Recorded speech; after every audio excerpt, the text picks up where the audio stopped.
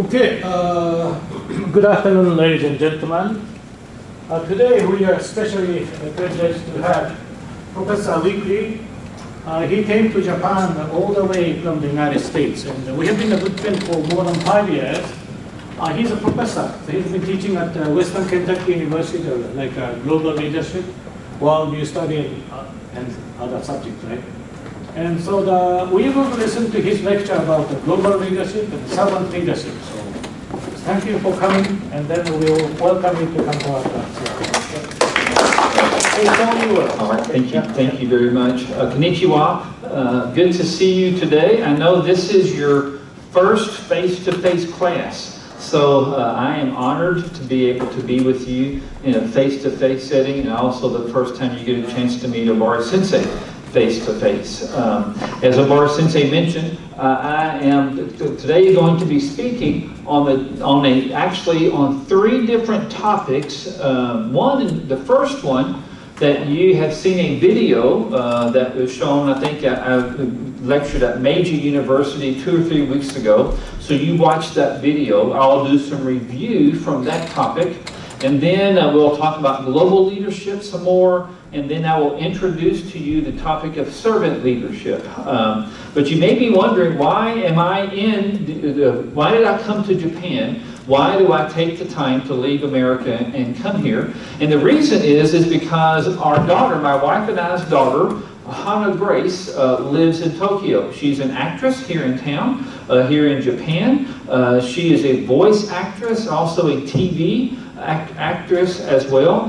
She sings the song on Attack on Titan. The last season of Memory Lane is the song. She sings it in English. Any Attack on Titan fans or anime fans? Well, she sings in that song. And then she has been on a TV Asadora drama, Hanako to An. And she plays Scott Sensei in Hanako to An. And so if you have seen that Asadora drama, I think it was shown once again during the pandemic last year. You may have seen her on that TV show. And so she's a voice actress. She works for NHK. She has lived in Japan for 11 years, and she loves Japanese people. She loves the food. She loves Tokyo. And so we come and we live with her while we're here in Japan. We leave next week, next Friday. We go back to the States. We have been here for 1 month. And so now last week, you celebrated, and all of the world, I guess, celebrated Father's Day. I know that Japan celebrates Father's Day as well. So I want to show you a picture of my father. I mean, I'm Hannah's father, but I want to show you a picture of my father and other people that have impacted my life. This picture here on the top left, that is me with the little red bow tie when I was a young little boy. And that is my father and my mother and my 2 sisters. Leadership is all around us. Leadership is every place. We first experience our leadership in our family, and that for me was where I first experienced leadership, with my father and my mother. My father was a very good father when I was a young boy, and he taught me how to be respectful. He taught me to tell the truth. He taught me how to work hard. And that was very helpful to me as I was growing up in life. And one area that it helped me a lot in was with this man right here. This man is a lawyer, or was a lawyer. He has now died. He was a lawyer. He was a judge. He went to the Faculty of Law in Kentucky. Was very, very prominent in Kentucky. As Obara Sensei mentioned, I am from Kentucky. Kentucky Fried Chicken. That is where I am from. I think he knew Colonel Sanders. I think he knew him in Kentucky because of the significance of him. He knew the president, he knew the governors, and he taught me many things. He taught me about the importance of law. He taught me the importance of understanding politics and understanding the world. Most importantly, he taught me something else. And that was that he taught me, he influenced my life and taught me the importance of vision and purpose. He was the one who told me, Thomas, You need to go to college. I wanted just to be a farmer. I wanted to drive a tractor. I wanted to take care of cows. He said, no, no. You have a purpose, and your purpose, you need to go to college. See, leadership is influence. Leadership influences other people. When you're a leader, you influence them. And the federal judge, Judge James F. Gordon, influenced me and gave me a purpose and a vision. He helped me to understand my purpose and my vision in life. And so, remember, we're going to discuss this, and I'll put the screen back down so we can see. But I want us to understand the significance of leadership, and I want to first give you some more definitions of leaders. But before I do that, I want you to think about in your own life, who has been your leader? Who has influenced you the most in life? Now for me, again, it's my father and then the judge, but I want you to think, I want you just to take 30 seconds and write on your piece of paper, who has led me the most? Maybe your parents, could be a teacher, could be a coach, could be a grandparent. So write their name on that piece of paper, on your notes. Again, a parent, a teacher or sensei, a coach, a friend. Who has been your leader? Or who has impacted and influenced your life? Okay, you have someone? Okay, let me ask you a question. Now I'm going to teach this class like I do my class in America. And when I teach my class in America, I ask questions. And I get people's opinion. And so I want feedback. So when I ask a question, I want you to say, to give me an answer, or to raise your hand, or if you have a question, you can ask me those questions. And so, first of all, who here is your leader was your parent? Let me see your hand. If it was your parent, okay? All right. Mother or father? Father. How many fathers? Autosons. Okay. All right. Our father. Okay. How about mother? Okay, good. All right, yes. You know, our mother and our father are our very first leaders. Sometimes they do a very, very good job. Other times they do not do a good job. But most parents do their best. They try as hard as they can. How many of you said that a teacher was your leader? A teacher, okay. In high school or junior high? High school. High school. Elementary school, okay. High school or junior high? High school, okay, and you had? High school as well, yeah. And elementary school, what was it? What kind of teacher? What grade? First, second, third, fourth? First grade, oh, wonderful. You remember your first grade teacher. That is good. That your teacher influenced your life. Good. Anyone say their coach influenced them, like a sports coach? Okay. What sport?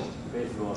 Baseball, okay, a baseball coach, yes. Coaches and teachers have very much impact in our life. Anyone say a friend? Okay, a friend? Okay, good. You may have said your grandparents, but you realize someone influenced you. Someone said, you can do this, or you can learn this. See, and that's what leadership is. Leadership is influence. It is the ability of one person to be able to influence another person. And so you also can be a leader, because you are probably influencing other people as well. Another definition in my textbook at home in America is leadership is a process whereby individuals influence a group of people to achieve a common goal.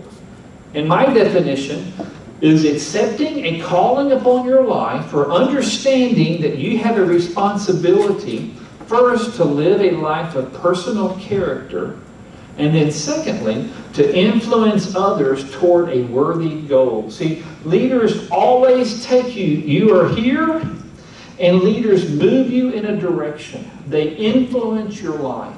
From the time that you were a very young child with your parents, until your sensei or your coaches do now as well. Now, they influence you through relationships. A leader has 3 relationships that they need to manage or that they have to maintain in life. 3 relationships of a leader. First one is a leader and others. This is the leader. This is the person. These are the other people that are following them, and they are being led toward a purpose or an objective. That is the first thing most people think of about leadership. They think, yes, leadership is someone following you. And that is true. That's the first relationship. But there's another relationship, and that is a leader and themselves. It is a leader, and they have to lead their own life. Every leader has to be disciplined. I think in the talk that you heard from Meiji 2 weeks ago, I talked about a leader has to have desire, a leader has to have drive, and a leader has to be disciplined. Those are things that a leader must have. They must lead themselves. And if you do not have drive and desire and discipline, you will not be an effective leader. But the third relationship of every leader is their leader and their mentor. It is the person that influences their life. It is the person, and this is the individual, but there's always someone else that is impacting your life, like your parent or your teacher or your coach. And it's the person that you are looking to. It's the person you're thinking, yes, he or she is the one I want to be like. They are your example in life. My most important leader is my relationship with God. Because God, I believe that God is personal and that He is knowable and I can have a relationship with Him. And so He is with me all the time because God is always with me. And so, but even if you do not believe in God, you still need a mentor. You need someone in your life to help you, to learn, to grow, that you are thinking about in life. And that's the 3 relationships of a leader. Now, the next part that I want to review answers the question, what does a leader do? You know, he leads or she leads, but what else? What does that mean? Well, I believe a leader gives you life. A leader gives you life. And they take what is dead and they make it alive. And they help us to have life. Let me explain. 2 years ago, when the pandemic hit, my iPhone died. It completely died. I tried to get it to work. I plugged it in. I tried to charge it. The screen was black. It was just completely gone. So I took it to my iPhone repairman. And I said, my phone is dead.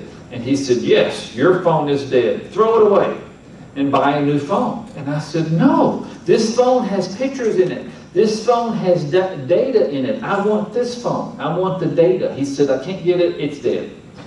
Took it to another repairman. I gave it to him. I said, my phone is dead. He said, yes, your phone is dead. He said, I can fix it, but I will erase your memory. I will take it, and it will be a new phone, but I said, but I will not have my pictures. I will not have my data. I will not have my contacts. He said, you're right. It'll be empty.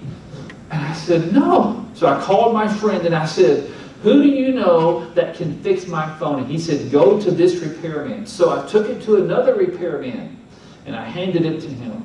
And I said, my phone is dead. He said, yes, your phone is dead. And then he said, I can fix it. I can bring it back to life. I gave him 10,000 yen.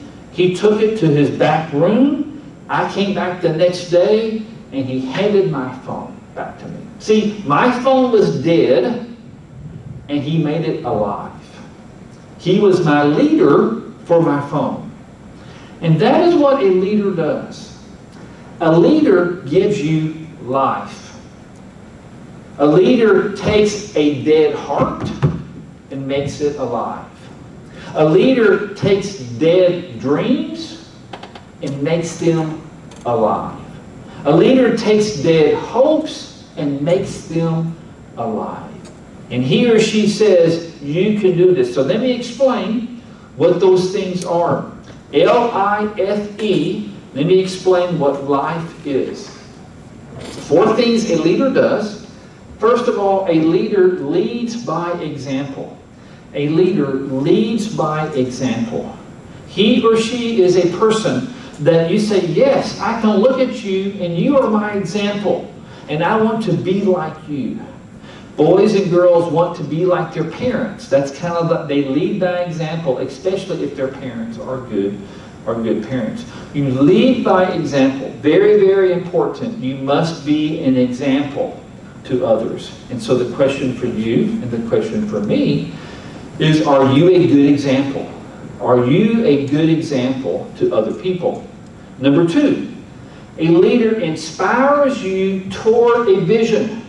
They give you a purpose. They give you an objective. They help you go from here to over here. My federal judge, my boss, my mentor, who is a federal judge, a lawyer, he said, Thomas, you go to college. He inspired me to go to college. I was not going to go to college, but he taught me into going to college. Number 3, a leader takes you from fear to faith. From fear to faith. See, in our life, all of us are afraid. Sometimes we are afraid of failing. Other times we are afraid of disappointing someone. We are afraid of not passing the course or not getting a good grade. Coronavirus has made us afraid of everything. We wash our hands all the time. We wear a mask. We stay away. We live in fear. But a good leader sees you're afraid. You do not have to be afraid. And they give us faith, trust, courage, and hope. Coronavirus leaders, doctors in Japan, doctors in America, doctors other places, they said, we can fix this. We can give you a vaccine. You can wear your mask. And they were trying to help us to overcome our fear. And that's what a good leader does. I was told that one of my leaders made this statement. One of the greatest leaders said this. He says, perfect love casts out fear. Because fear involves punishment. See, when we are afraid we're going to get punished. Because fear involves punishment. But you have been loved perfectly. And my leader loves me perfectly. And so I do not have to be afraid of my leader. Because my leader helps me to overcome fear in life. Okay, number 1, they lead by example. Number 2, they inspire toward a vision. Number 3, they take you from fear to faith and trust. And number 4, they encourage your heart. They say, you can do it. Go ahead, try hard, and you will be okay. And they say, do not give up. And they encourage you to do your best, because that's what leaders do. They encourage your heart. Well, I have a question for you. I want you to think about, and that is this. Which letter of life is most important to you, and why? Which letter is most important? Or meaning, think about life, lead by example, inspire by vision, fear from faith from fear to faith, and encourage your heart. Which one of those, L-I-F-E, is most important to you? Turn in groups of 2 or 3 and discuss that. Discuss it together, and then I will walk around and talk with you about that as well. So which one is most important to you? Discuss that with one another. Okay, you all will be encouraged to use English, only English. Yep, let's have a discussion. Yep.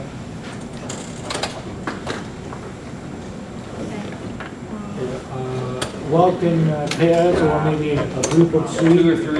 Yeah, you 2 together. Yeah, that's okay. What do you think?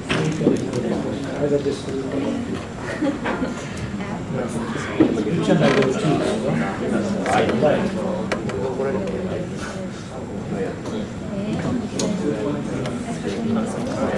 Encourage the heart. Encourage the heart. All right. And for you? Same thing. So you both all encourage from your heart.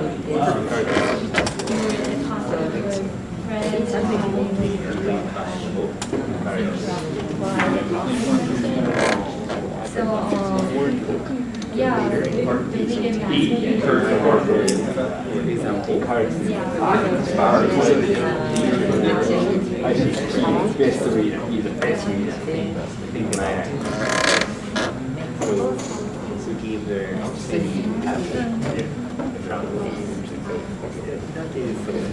Don't be quiet. Okay, just try to discuss your own opinion. To encourage the heart. Why would you? Why is spirit of faith? Just having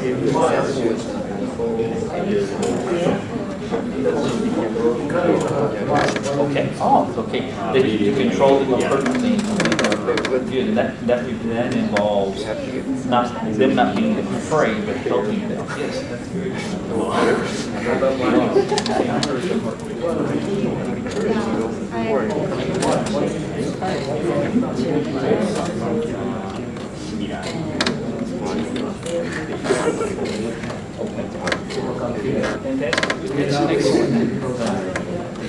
How about which one?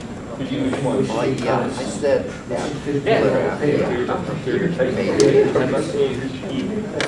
Encourage the heart. Why did you say? Why do you think fear of faith?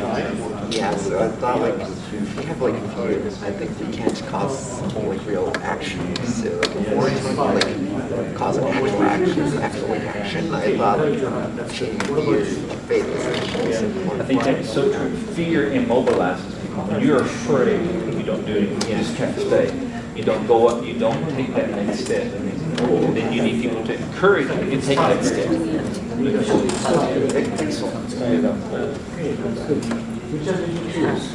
Which one did you say? To encourage the heart. Okay. How about you? Huh? Lead that example. All right.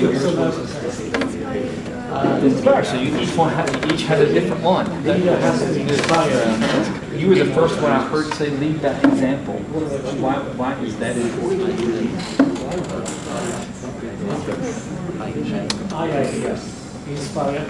Have you had good examples?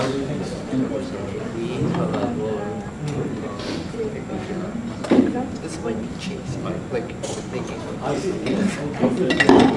We have to have the same purpose, same vision.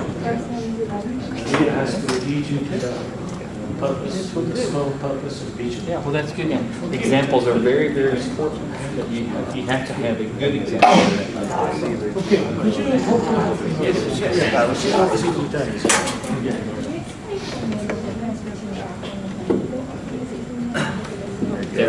Well, and even I and F are a little bit similar between F and E.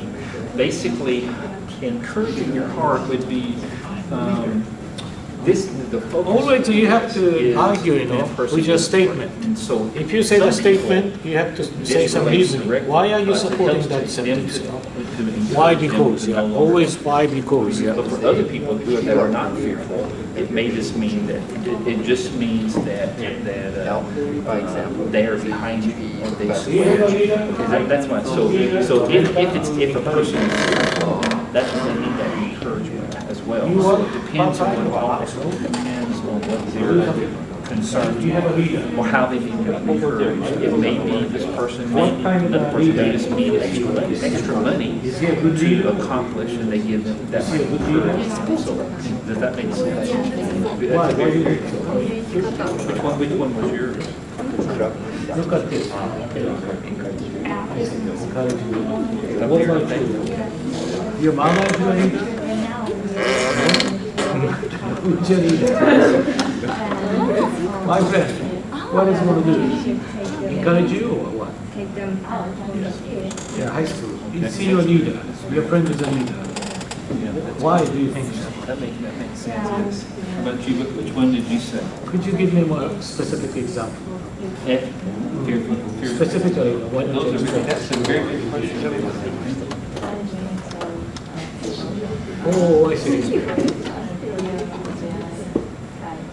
Okay, I didn't get a chance to talk to everyone, but let's kind of take a poll in the class. I'm curious, who says what? So, how many of you says lead by example is most important? Let me see your hand. If you okay, she did. Anybody else? And you did as well. Okay, so 2 of you said lead by example. Again, leading by example is, these are all important, but it is very significant because you want your leader to be someone that you want to be like. And so that leading by example is very important. How about inspire toward a vision or purpose? Okay, 1, 2, 3. Okay, yes. That again, the focus here is toward the vision and purpose. That yes, you can do X. You can do the vision and the purpose. That's great. How about from fear to faith? Let me see. I mean, say from fear to faith. All right, good. You know, a number of you said that. I have asked that question in many classes the last 2 weeks. This is the most common. And I think you're correct when you told me because of coronavirus, and we become very much afraid. And I think you said when a person is afraid, yes, when a person is afraid, they don't do anything. Fear keeps you from moving. Fear makes you say, I think I will stop. You know, I will not. And so you need someone to say, move. You have to go. You have to go ahead and take a step of faith. You can do this. You can make it. So fear can be very disheartening and very discouraging. Let me give you an acrostic on fear, something that helps you with fear real quick. Fear is called false evidence appearing real. Fear, false evidence appearing real. Now that does not, the coronavirus is real, okay? But you do not have to be afraid all the time. And so it's not saying that coronavirus is not afraid, but most of the things we are afraid of are never going to happen. We are afraid that the plane is going to crash. We are afraid the train is going to get, you know, we have false fears. And when people are fearful, they do not move. And we need encouragement. That's why I mentioned a few minutes ago, perfect love casts out fear. Because yes, I can have courage, I can have hope, I can go in a direction. So again, it is false evidence appearing real. Now when there is real evidence, you know, there is a virus, then you need to be careful. Or yes, there is a warning about an earthquake, be careful. But you do not have to be afraid all of the time. Okay? Yes. Professor Weakley, may I ask a question? Yes. It seems like inspire and encourage seem to be sort of a similar meaning, you know. So yes. What's the clear difference between... What's the difference between inspiring toward a vision and encouraging your heart? Maybe encourage your heart toward a vision or purpose. Yes, well... In that case, almost the same. So yeah, if you're encouraging your heart toward a purpose is true, then this focus of this is the vision and the purpose. The focus of this is just your heart and the passion and what you need to internally versus this is externally. I see, yeah. This is internal. Okay, thank you. That's the difference in the two. And lastly, who said encourage the heart? Anybody say encourage the heart? Yes. We all need encourage. We all need encourage. We need someone to help us. You are doing a good job. You can make it. Take notes. You know, you're going to pass. You work hard. And we need someone to encourage us and encourage your heart. Some people need words of encouragement. Sometimes some people need to be with you. They need your presence with them. Other people might need a letter to encourage them. So how do you encourage another person? Those are things that a leader does. He leads by example. They inspire toward a vision. They go from fear to faith, and then they encourage your heart. they give whatever is dead and they give it life. When that man fixed my phone, I said, yes, because he fixed something that was broken. And we need leaders to help us with things that are broken. Yeah, could you go back to the slide? Once yes, again, let me ask one more question. Yeah, that's very important. But what is the secret to overcome the fear? And how can we transit from fear to faith, or trust for courage? Okay, great. Thank you. Yeah. How do you overcome that? I think there's two things. First, what the secret is when we have a true vision and purpose. When we know that we have a direction and that leader can take us in that direction that says, okay, I'm not just standing here, but I'm moving in a direction. But I believe the most important thing to help me to overcome fear to faith is a relationship. When I can trust that person. So for me in my own life, it's when I realize that my leader is God and I can trust Him, then He says, okay, trust me, I will give you hope. And so He inspires my hope because I have a relationship with Him. And so that's the thing that's most important for me personally, is overcoming my fear is, again, perfect love casts out fear. Okay. And we have been loved perfectly by God. He gave His Son, Jesus, to die on the cross for our sin. Thank you, Obar Sensei, for that question. Did that answer your question? Yes, thank you. Thank you. Yeah. So we're leading by example, inspired toward a vision. You go from fear to faith, and then you encourage your heart. I would say this again one more time about fear to faith as well, that each of you trust something. We all trust something. Either we're going to trust ourselves, or we're going to trust our friend, or we're going to trust the government, or we're going to trust the doctor. But all of those people are going to fail sometime. And that's why I decided to trust in God. May I ask you all a question, you all.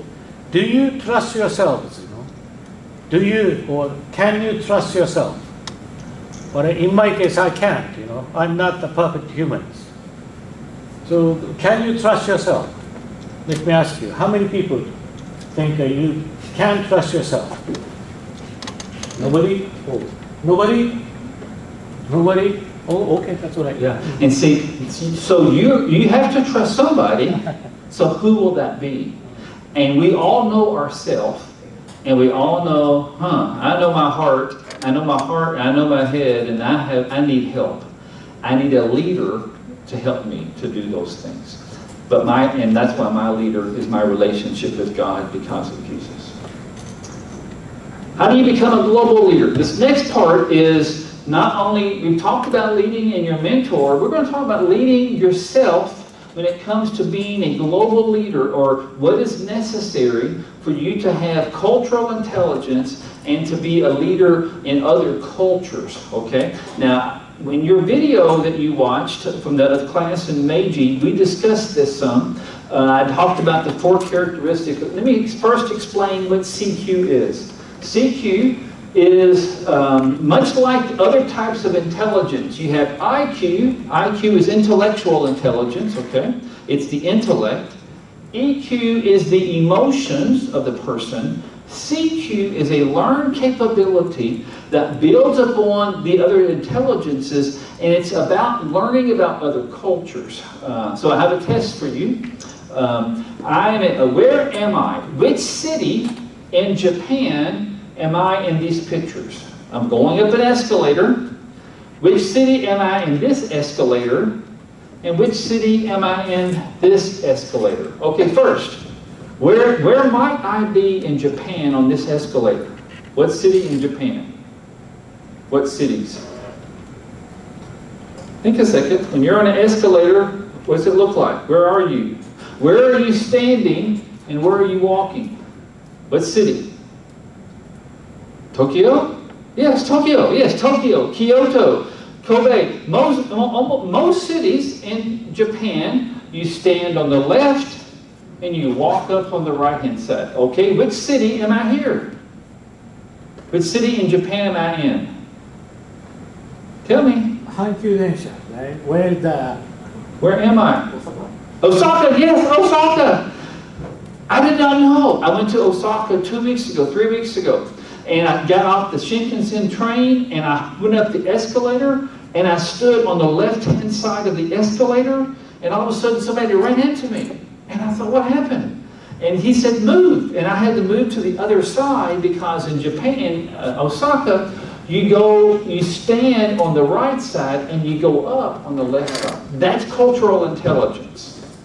That's understanding that Osaka is different than Tokyo. And it's understanding the difference in that culture. And that's a very simple understanding of cultural intelligence. See, cultural intelligence, or why culture? Culture is the beliefs, the values, the customs, the attitudes that make one group more unique and at least distinguishes it from another. Osaka is different than Tokyo. I don't know why, but it is different. And you just have to learn that you function differently in Osaka versus Tokyo. 70% of international ventures or jobs fail because of the lack of CQ, or the lack of cultural intelligence. Now there's 4 capabilities of a CQ leader. There's 4 things that CQ leaders need. They need CQ drive, which is your motivation. My daughter had very, very strong CQ drive. She said, I will be an actress in Japan. And she taught herself Japanese. She learned Japanese and has been successful because she had much drive. Secondly, CQ knowledge. It's understanding the culture. Number 3 is CQ strategy. It's making sense of what you've learned. And number 4 is CQ action. It's actually acting differently or acting better. Those are the 4 capabilities of CQ. CQ drive, CQ knowledge, CQ strategy, and then CQ action. So the question you have to ask first is, what is your drive? Why do you want to be a CQ leader? But I want to make it a bigger question. What is your purpose in life, period? Why are you here? If you were in my class in America, my freshman class or my sophomore class or my master's students or my PhD students that I've had, the very first assignment I ask my students to do is they have to write 100 words or about 100 words of my purpose in life is. And they have to fill in the blank.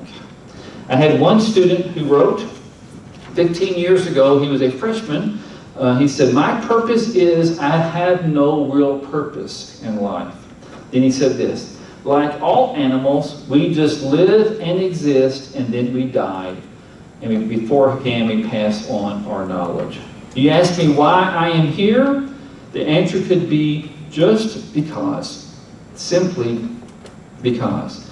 As for me, I may never know my purpose, but until it will be just because. See, this individual, this student of mine, did not understand their purpose. They thought they were like an animal, like a dog or a cat or a cow or anything else. He did not realize that he was unique and that he was special. And so I wanted to help him to understand there is a purpose for your life. And I want you to know as well there is a purpose for your life. When I was a freshman in college, I did not know that. My purpose in life was education, money, things, and then I would be happy. And if I had enough things and had enough money and had enough education, then I would be happy. But I was still empty inside. You think about it a second. If you look at a movie star that have cars and a beautiful wife or a beautiful husband and many, many things and many, many houses and lots of money, many of them are miserable and are very unhappy. They are still empty inside. And the reason that is true is because Pascal, a great physicist, said this. The philosopher said, there is a God-shaped vacuum in the heart of every person, and it can only be filled not by any created thing. It can only be filled by God. And inside everyone's heart is a God-shaped vacuum.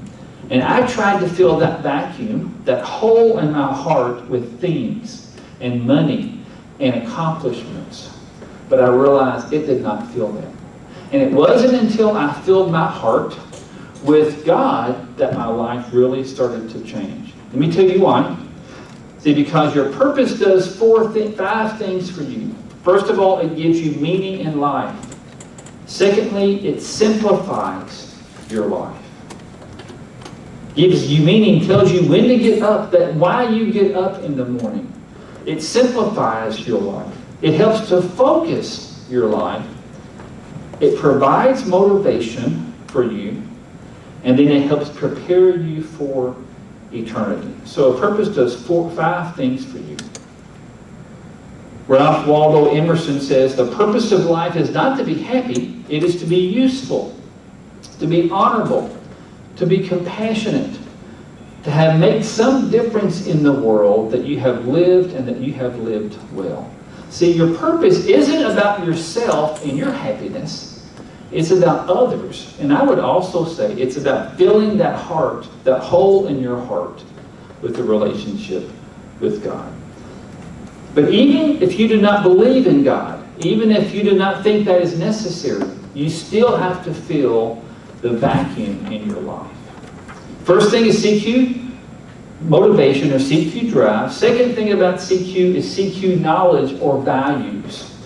And it's basically valuing different things in different cultures. And it's understanding that different cultures think and act differently. Do you understand your personal worldview? And do you understand the worldview of other cultures as well? Let me explain what I mean. Say worldview. A worldview is like wearing a pair of glasses. It's the lens that you see from. And if you take the glasses off, you see differently. When I put the glasses on, you're darker, the light is not as bright, and I see things differently. All of you, including myself, have a pair of glasses on or have a worldview. It's a way you think about your world. I can have a Japanese worldview or maybe an American worldview. There's actually three types of, there's a theistic worldview. Theism, meaning that there is a God. There's an atheistic worldview.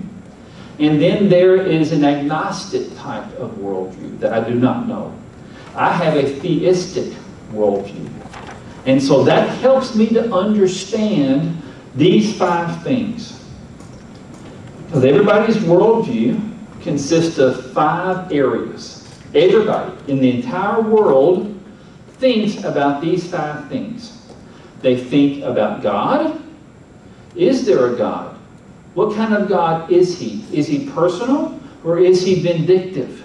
Is He strict or is He kind? Is He loving or is He harsh? Is He personable or is He somebody that I cannot know? Do I have to pay Him to love me or does He love me anyway? What is reality? What is real? Be careful what you see on internet and what you see on social media. Sometimes pictures are not real. Sometimes because with artificial intelligence and with the computers now, we change things so much with green screens. So what is reality? What about knowledge? What is truth? What can be known? Is truth relative or not? Morality. What is right and what is wrong? Who determines what is right and wrong? Is what right in Japan and America the same, or is it different? And who determines that on morality and humanity? Are humans a product of chance, or are you unique to creation? My student that I read a minute ago, what did he say? His worldview said that we were just like animals. He did not believe that God had created him, or that there was a God who loved him. He had no purpose. And so each person has to think, what is my worldview? What do I believe about God? What do I believe about reality, knowledge, morality, and humanity as well? Those are the 5 key things of worldview. Okay, 3 points, you can bring it up. Yes, the 3 points. Every person asks 3 things in the 3 most important questions about that. And before I do that even, let me give you, anybody have a birthday this month in June? Anybody have a birthday coming up? Born in June? Nobody? Anybody born in June early June? Anybody June later? Okay, how about anybody born in July? No, nobody was born in July. How about anybody born in August? I was born in August. Anybody born in August? You're born in August, okay? Both of you are born. I only have one. When's your birthday in August? What day in August? 21. 21. When's your birthday? 18? Okay. Well, yours is coming up first. I have a gift for you if you would like. But we have to do a book report.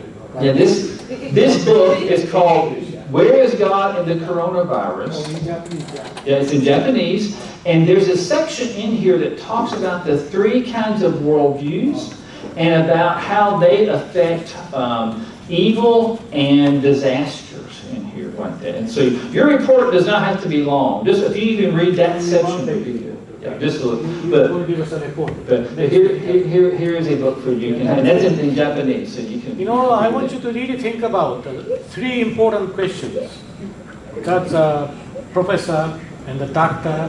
John Lennox raised in Oxford. And the first question is, where do you come from?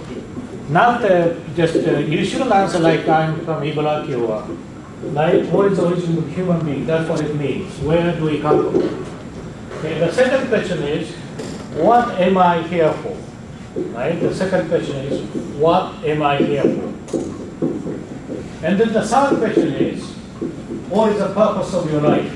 Those 3 questions are very important. You have to really think through during the course of your academic life for 4 years. Okay? And so again, where did you come from? Are you just a product of chance, or are you loved and created? Why am I here? What am I here for? Why are you still here? And then lastly, what is the purpose of my life? And when you answer those 3 questions, you become much more holistic. You become much more complete as an individual. Where did I come from? What am I here for? And what is the purpose of my life? Now, I do want to ask you a question, just real quick, this personal discussion. What have you found to be the difference between Americans and Japanese? When you think of America and Japan, what are the differences that you think about America and Japanese? Discuss that as the person that you were talking to earlier. We'll just take 1 or 2 minutes to talk about what are some things that you found to be different between Americans and Japanese. Or put it this way, this may be easy, to think about the difference, Do you believe in evolution? Or do you believe in creation? That's a starting point to discuss, okay? Because it relates to these 5 areas as well: God, reality, knowledge, morality, and humans. So y'all discuss a second, and we will talk about those things. Who had created the heaven and earth? Who had created you? Right? Where is you coming from? Where are you coming from? That's a part of the most important worldview. You could really focus on the difference between America and Japan, But you can have a further free discussion, okay? Let's go. Maybe focus on 5 elements to one's worldview. How do you see the world, okay? Humanity. The question is the difference between America Speaking and English. Japan. You do believe in He evolution? was saying is creation versus evolution. That's the answer to the question, where do we come from? Why? Yeah. And we must also Why? talk Yeah. about Why? Only in high school, junior high school, at the Japanese school, we have been taught evolution. where do we come from? Evolution. You have been evolved from a monkey or primate? They told you. You have been evolved. You have evolved. Evolution. Simple evolution. Versus creation. Presentation. There is a God like many Christians or Jews. They believe in one God who has created heaven and earth. But Japanese I people, said, we could I think we see many millions of God in the nature. Different ideas. That's also the different point. And we do believe in evolution. Synchro. everyone else, And your ancestor would be the private nature. You believe that? Do you? You did believe that? No? And in the United States, No, okay, that's okay. what do you think of So let's have a discussion here. Americans and Japanese? Okay, come on, yeah? Talk about it. Maybe we can think of a Do you believe in something? God believes in reality. No. Wow. have their own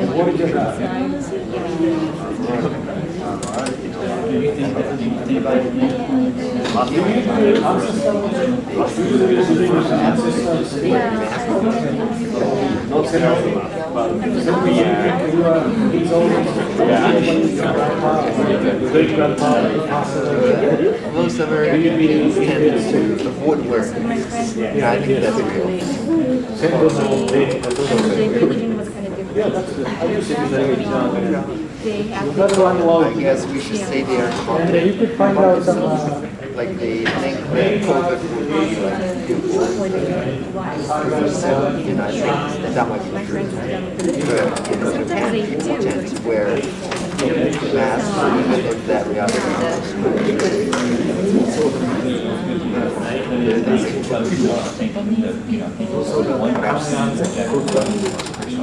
yeah. simply random.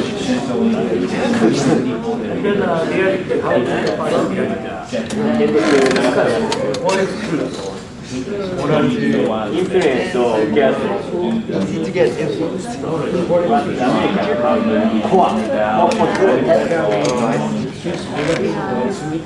Or in their mental way. yes, mentally. Individualism versus collectivism. But that can be a stereotype. ジャパニーメンズ芸能人と長さでやるカメラとこうやってさ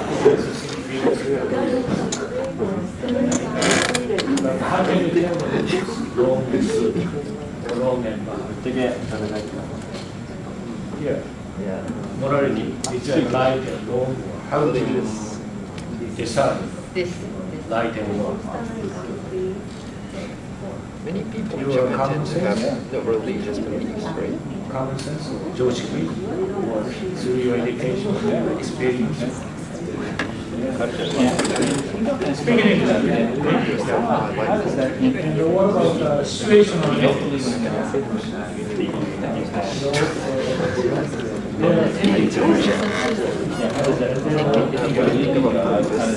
They're going to decide. 90 this is one person will hold this. But maybe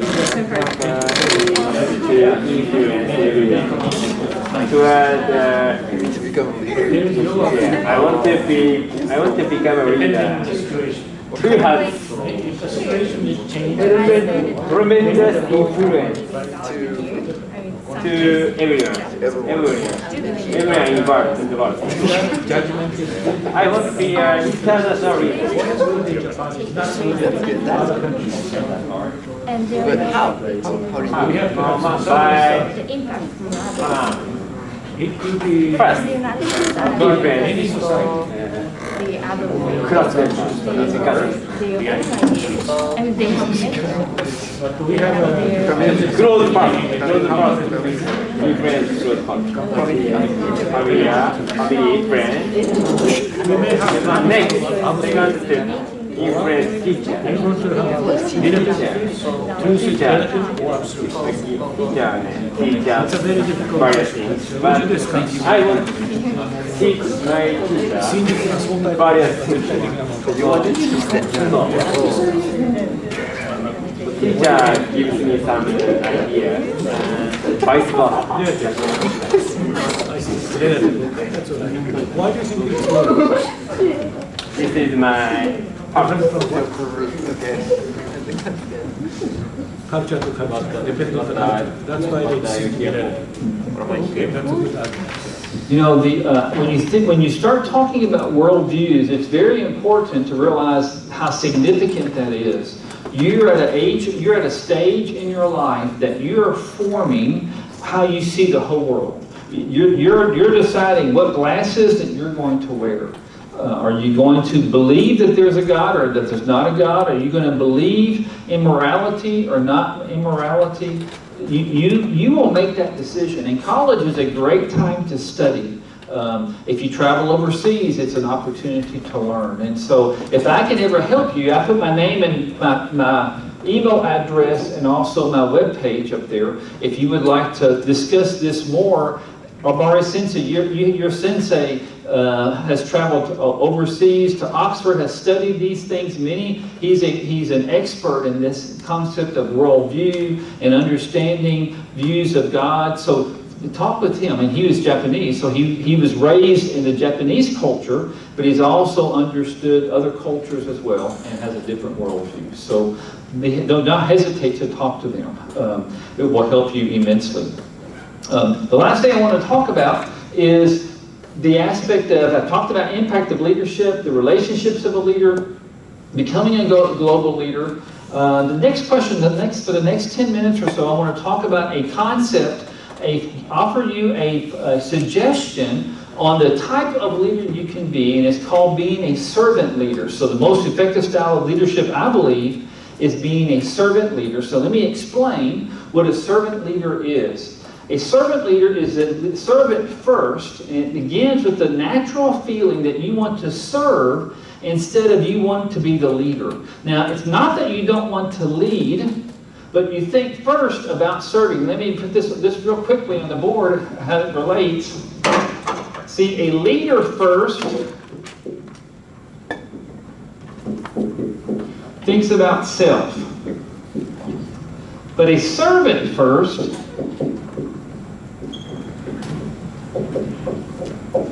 thinks about others.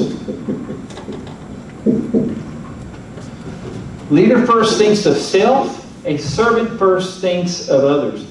And each person has it's on like a spectrum. You're kind of on the extreme, or some people are kind of in the middle. I want to propose that a servant leader can be the most effective style of leadership. This little diagram even kind of puts a picture to it. Basically, instead of the person on top that's in charge, telling people what to do, they're in the back and they're leading people. There's a quote here by Nelson Mandela that I like. It says, a leader is like a shepherd. He stays behind the flock, letting the most nimble go ahead, whereupon the others follow, not realizing that all along they are being directed from behind. See, the leader, he may be behind, but he is kind of encouraging them and corralling the flock to go in a direction. That is a servant leader. I want to give you 4 pillars of servant leadership. 4 things, my top 4 areas of being a servant leader: conviction, companionship, courage, and compassion. First, the issue of conviction or commitments. It's that you as the leader have to know what you believe. You have to have convictions in life. You may believe something somebody else doesn't, or you may hold to a very, very strong belief like that. Abraham Lincoln said, always bear in mind that your own resolution to succeed is more important than any other. Your own resolution to succeed is more important than any other. The second area of servant leadership is companions or companionship. It's having friends in your life or people in your life. Solomon, the king of Israel, said, one of the kings of Israel said, 2 are better than 1 because they have a good return for their labor. For if either of them falls, one will lift up his companion. But woe to the one who falls when there's not another to lift him up. So basically, 2 together is stronger than 1 by themselves. 2 together will stay warm, but 1 by himself will not. There is a Japanese quote that says something very similar. A single arrow is easily broken, but not 10 in a bundle. There are 3 kinds of relationships or companions that you need to have. You need to have a VRP, very resourceful person, VIP, very important person, and then VTP, a very teachable person in your life. And we've already discussed the VRP. That's the very resource. It's like the mentor. They're usually older than you are, and they become your leaders because they're your example. They're your model for you. And we talked about that at the very beginning of class. Some of your parents, some of your teachers. But for the rest of your life, I want to encourage you to find a mentor. That you can find someone that will help you be a more effective leader. The second type of person is the very important person, or your friend. It is a person that's willing to tell you the truth. It is a person that will say, yes, you are going the right way or you're going the wrong way. And they're your close friend. I want you to take 15 to 20 seconds and on your piece of paper, write down, who is your friend? Do you have someone, maybe only one person, but someone that will tell you the truth? Someone that will help you when you're hurting. Someone that will come to your aid no matter what. But they're your friend. So write their name on your piece of paper. Who is your friend?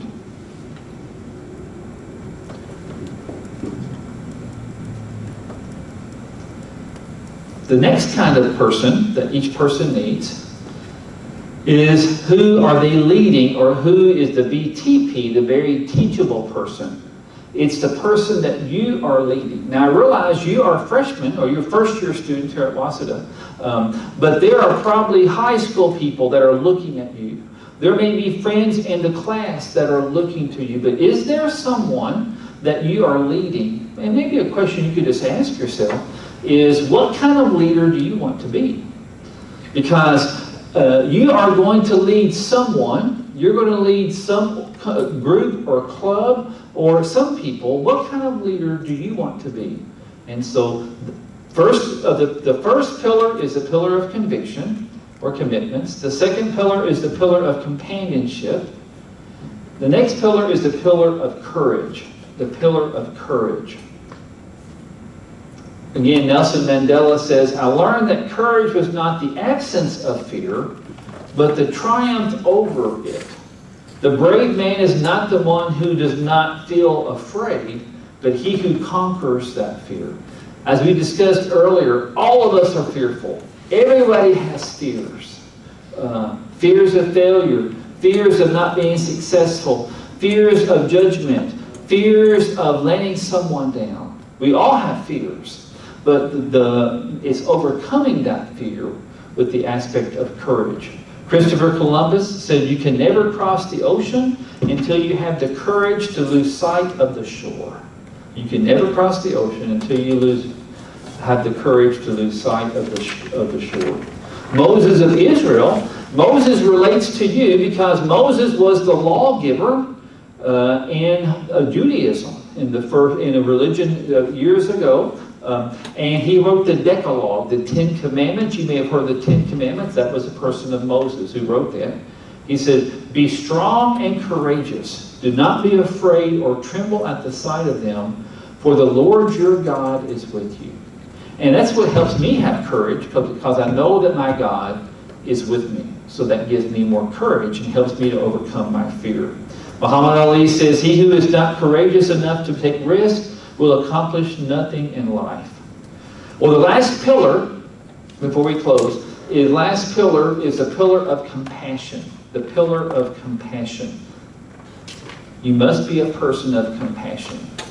Douglas MacArthur, a great military leader, said, a true leader has the confidence to stand alone, the courage to make tough decisions, and the compassion to listen to the needs of others. I think that's I'll say it one more time.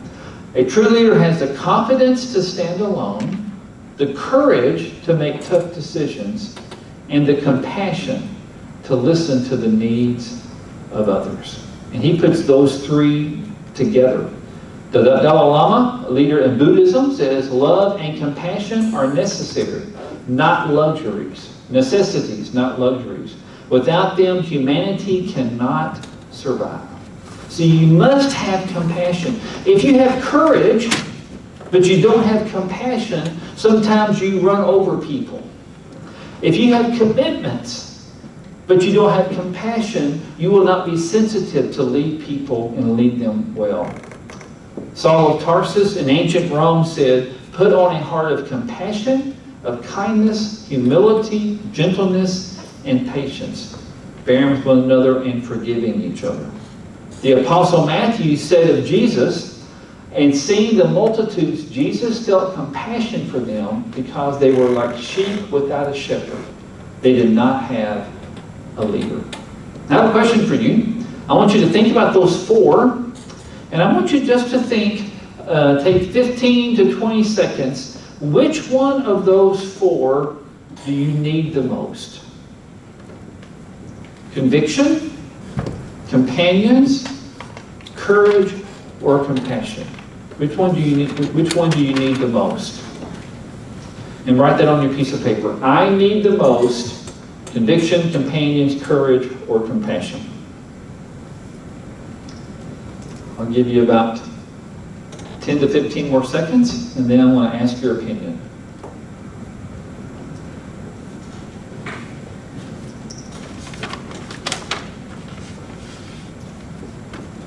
Okay, we'll start over here. How many of you said that you need more more compassion? Let me see your hand. How many said compassion? Okay. 2 or 3 of you. All right, great. How many said I need more courage? I need more courage to be a better leader. Okay, oh, good. That's a majority of you, 10 or 15. How about better companions? I need to be a better companion to have more companions. Okay, 3 of you. Okay. Did anybody say conviction? All right, 1. Okay, good. Thank you. You know, it's interesting. I've asked this question on a number of classes, and courage is the most popular answer. I need more courage. And I think that's true for almost all of us. Leaders need courage. They need a leader that will help them go from fear to faith, and courage and hope, but then they have to have courage themselves to make hard decisions and to move forward. Well, what I want to do at this point is I want to ask the question, what is the foundation to your pillars? I'm going to give you 3 or 4 options and we'll be done. First one is it your organization or group? Some people, you have to have something that these pillars stand on. And for some of you, we discussed groupism or collectivism. For some people, it's the group. But realize, even in your group is only as strong as its weakest link. And so if you have a person who's not that way, then it affects your group. For some people, it's themselves. But we've already talked about that. How that for some of us, we don't trust myself. I know myself. I know that I'm not the best person. And so trusting in self can be difficult. For some, it's your mentor. But even your mentor is not perfect. He or she will disappoint you because they make mistakes. I would suggest to you a person that you probably should study about is Shugahara, a Waseda graduate, who is the man in World War II. His statue, I'm taking a picture beside the statue here on campus.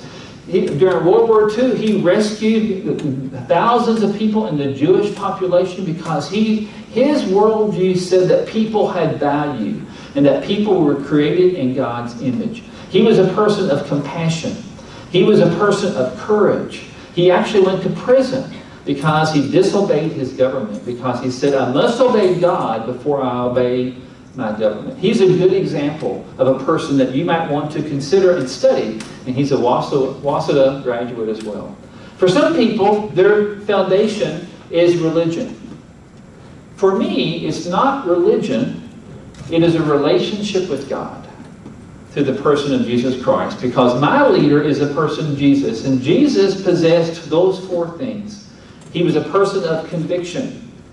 He was a person of companions. He had the 12 disciples and many others who followed him. He was a person of courage. He loved us so much that he was willing to die on the cross, and he was a person of compassion. It is said that for God so loved the world that he gave his only Son, that whoever believes in him should not perish but have everlasting life. And so I use him as my foundation to my life.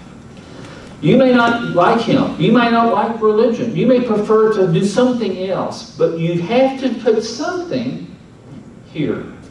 What will it be? Each person needs to decide what will be their foundation for their life, and who will help them be the leader that they need to be. What I've tried to do today is to help you to think, okay? There's 3 relationships of a leader. And those 3 relationships, how am I doing? Then I talked about a leader takes you from death to life. He leads by example. He inspires you. He takes you from fear to faith, and he encourages your heart. Then we talked about global leadership and the 4 things of global leadership: motivation and drive and strategy and your actions. But you need to know your purpose, because if you have to know your purpose and why you want to do that. And that each of us have a worldview. That's part of the culture. And what is your worldview? And what is the culture that you're going to? And I propose to you that the most effective strategy or style of leadership is servant leadership.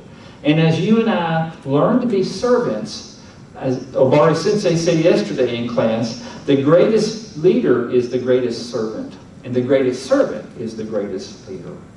And you need to have a foundation for what those leadership things are. Thank you for your time today. I hope this has been helpful and challenging and encouraging. Obara Sensei, I will turn it over to you. Okay, thank you very much. Yeah. Okay, could you take a picture of your notes, okay? And then send those pictures to the group line, okay, first. All of them, okay, from the beginning to the end. I think you're doing all right. We'll take it.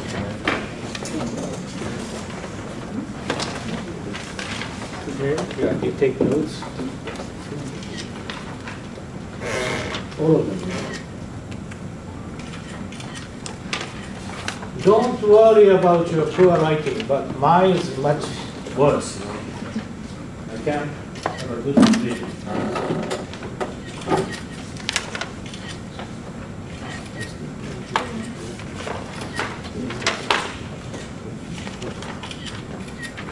Study in the United States. So okay, that's also good. Okay, that's very good. Okay. So you can compare your notes with others. Okay. I think you have been improving your note taking, right? Okay, after you send those notes, now you're going to write comments in Japanese, more than at least 100 words. Okay. Maybe you're going to close your notes. Okay, after you send the picture, okay, you're going to close your notes. Okay, don't look at anything, just you reflect upon what you listened to, what you learned, okay? What impressed you most, or what inspired you most from today's lecture? You're going to write down in Japanese. Okay? 今日最もね、自分が心打たれたこととか、なんか鼓舞されたことってこういうからあるでしょ。こういうノート見ないでいいです。自分が感じたことをそのまま書いてください。いいですか？100語以上でね。日本語でいいです。ラインです。はい。ノート見ないでいいと。ノートはゆっくり来週までに見て、要約は書いてくれるんでいいんで、今はノート関係ないね。はい。ノートしまっていいですか？私の質問分かるよ。自分が最も印象深かったことってあるじゃないですか。今までこんなこと聞いたことなかったとかね。それからサーバントリーダーシップは今送っといたんで、今みんな資生堂って知ってるよな、女性お化粧品売ってるとこね。あそこも一回傾いちゃったんだな。で、このサーバントリーダーシップのプリンシプルを取り入れて、社長が一番下でみんなを支えるっていうかね。そこから持ち直したって、ソニーもそうだね。あと星野リゾートって有名なあるよね。いろんな企業がこのサーバントリーダーシップを取り入れてるっていうかね。これ一回やっぱ勉強しておく必要がありますから。はい、それじゃあ書いてください。何か質問ある？どうした？まあ100語以上で何でも書いて、思ったことを書けばいいです。できるだけ感じたことを。Okay, thank you. Oh, I need that PowerPoint slide. Yeah, that's good. And you can save it to your computer. Yeah. Oh, you need just the slide itself. I'm sorry. I can go back there.